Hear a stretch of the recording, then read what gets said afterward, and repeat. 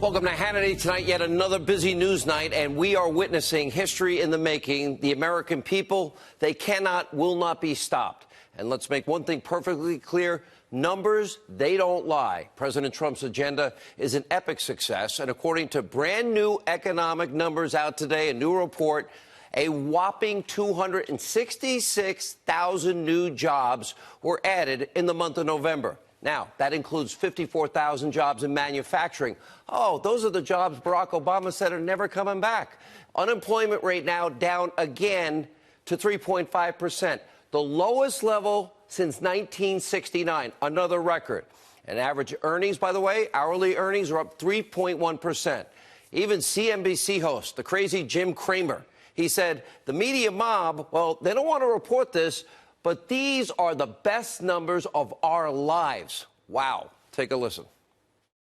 Cable, CNN, MSN, what do they cover? The number 16th is positive economic news. All the rest of them are negative. So you know what's going on here, Joe. People don't want to say good things. And this is the best number I've ever seen in my life. How can it last forever unless it's a participation rate? And no, I think it has to go up, Joe, because when we win the trade war, which you know we're going to win now because we have the better numbers, then they're going to have to put jobs here. That's what they're going to have to do. We're not even talking about that yet. In the end, the Chinese are going to have to put jobs here. And you know something, Joe? It doesn't matter whether you hate them or like them. These are real numbers. You know what? Thank God. America's economy is booming like never before, but this is not a worldwide trend, not at all. In fact, under the far-left leadership of that two-faced Trudeau, our friends to the north in Canada, their economy is declining in a massive way. Look at this. The month of November, Canada lost 71,000 jobs, the biggest drop since 2009. The unemployment rate there jumped to nearly 6%. Now, Trudeau, you might want to take note. President Trump, he lowered taxes in this country, got rid of burdensome regulation, fought for better trade deals, yeah, you have to pay more, and empowered America and its energy sector. We are now, for the first time in 75 years, a net exporter of energy. And by the way, now Canada, you're suffering. This economy in America is the envy of the world. By the way, if I was a radical socialist Democrat right now, I think I'd be a little nervous about election 2020. Peace and prosperity, Baghdadi's dead, best economy since 1969, employment-wise. Oh, Trump's policies are working. Now, this is an agenda that's been an overwhelming success. Democrats have nothing to offer. They have done nothing for 3 years except hate Donald Trump and their wild socialist fantasies. 94 trillion, new Green Deal, 52 trillion, Medicare for all, but no private insurance. Nothing but baseless, what? An impeachment charade, more conspiracy theories, more lies. You got three of the most corrupt, dishonest politicians in the swamp in Washington. By the way, the circus, that's what draining the swamp looks like. They don't like being drained and exposed, all the swamp creatures. And by the way, the so-called Democratic frontrunner, wow. What a bad week sleepy, creepy, crazy Uncle Joe 330 has had. This has been a train wreck for the 77-year-old candidate who already had a lot of baggage. Today, he actually suggested his campaign could attract younger voters because he's not as old as Bernie Sanders. There's a campaign slogan. Oh, the No Malarkey Tour. Nobody under 90 knows what malarkey means. By the way, on the same day as the monster jobs report, well, he predicted a recession. Can you imagine? You have to actually, to get your power back, you have to pray the economy goes down and Americans get hurt. I wouldn't want to be in that position if I was a politician. He also promised he would never break a promise, really? And he even picked a fight with his partners, with his party's moral leader. Yes, socialist leader, squad leader, Alexandria Ocasio-Cortez. Take a look. Medicare for all. Do you think that's political suicide? The party's not there. The party's not there at all. Some of your opponents are. Yeah, but the party's not there. You know the numbers. What do you think? You guys got it all wrong about what happened. And what you sound like Trump. Yeah, I do. No, look, it's not fake. It's just bad judgment. You all thought that what happened was the party moved extremely to the left after Hillary. AOC was the new party. She's a bright, wonderful person. But where's the party? Come on, man. Now, all of this pales in comparison to what we saw yesterday. Biden had a full-blown public meltdown. Why? Because an 83-year-old Iowa voter dared to ask the obvious question that the mob and the media would never ask. That would be about the quid and the pro and the quo with Joe and Hunter and Burisma Holdings. This is a serious scandal. The mob is ignoring it. We tell you the truth. It deserves answers. We deserve answers. He leveraged $1 billion of our dollars. $1 billion. You're not getting the billion unless you fire the prosecutor investigating my zero-experience son. If you fire him, you get the billion. You got 6 hours. Son of a bee, they fired him. But instead, Joe, 30330, he actually called out the voter. What did he call him? Fat and stupid and old. And he said, hey, man, hey, Jack, you want to have a push-up contest? Take a look. That's your son over there. He did a job and worked for a gas company that he had no experience with gas or nothing. You're selling access to the president just like he was.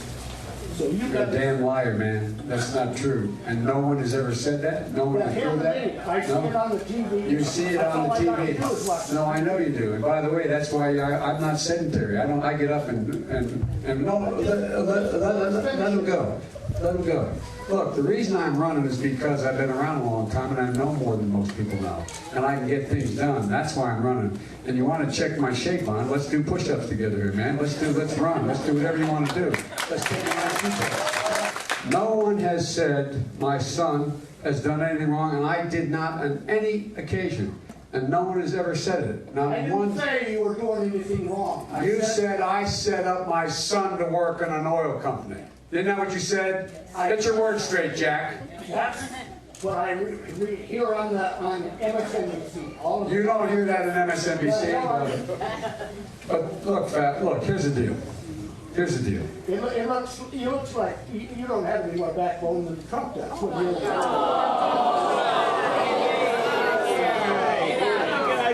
Let him talk. Any other questions?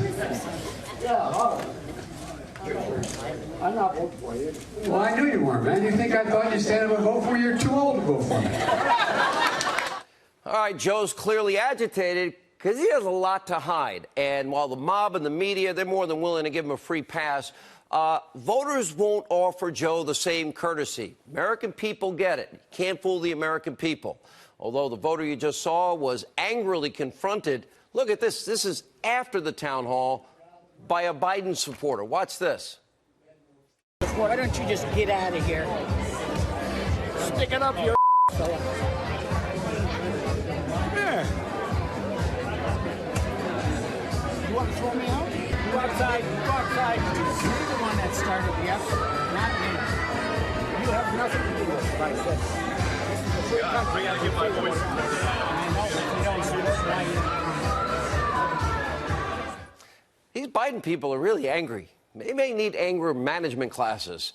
You know what it is? The swamp, the sewer, the mob, they hate to be challenged. This is not going away. I won't let it go away.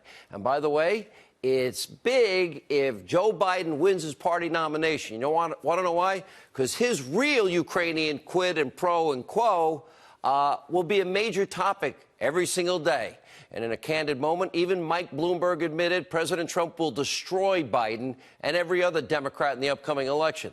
Let's see what the nanny state mayor has to say. I watched and I said, we just can't have another 4 years of this. And then I watched all the candidates and I just thought to myself, Donald Trump would eat them up. You think all the candidates who are running today, he would eat them up? Let me rephrase it. I think that I would do the best job of competing with him and beating him. No, you said he'd eat him up. He'll eat you up, too, I think. I'm just guessing. So let's recap. 2020 Democrats, they're weak, they're angry, they're unhinged. And the Trump economy is soaring. Oh, and by the way, the ISIS caliphate in Syria has been defeated and Baghdadi and company are dead. And the three-ring circus, his impeachment coup attempt, well, on Capitol Hill, that's been a total unmitigated disaster. And breaking tonight, the Trump administration, they just announced they're not going to participate in these sham proceedings. On Wednesday, during his very first hearing, Judiciary Chairman, the Nutty Nadler, he couldn't even stay awake. Look at this. He can't stay awake. He has all of these, ivory tower professors lecturing Americans. We, the smelly Walmart shoppers, irredeemable deplorables, those of us that believe in God above and we cling to our God and our Bibles and our religion and our Second Amendment, guilty as charged, smelly Walmart voter included.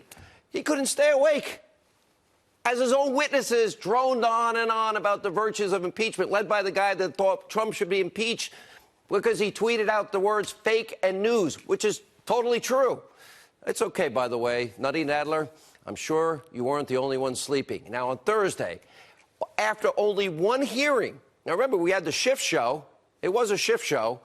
When that happened, we had, all these witnesses, not one of them, wait a minute, only one. They were either hearsay witnesses or opinion witnesses.